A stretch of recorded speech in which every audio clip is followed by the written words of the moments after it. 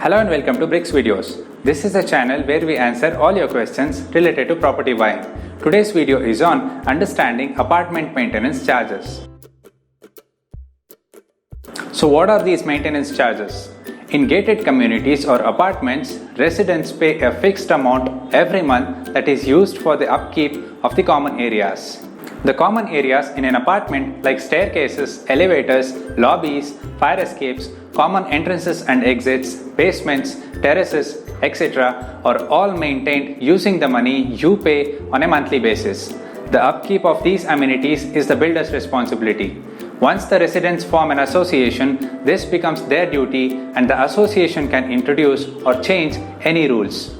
In the absence of any association or a society, the builder continues to be in charge of maintenance.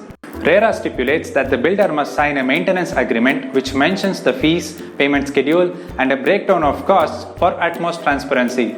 But apart from that, there are no clear rules developed by any state for builders. IFMS is a mandatory lump sum that the home buyer pays the builder, who reserves it in a separate account until a residents' association is formed. Later, the builder is expected to transfer the total amount to the association for maintenance expenditures.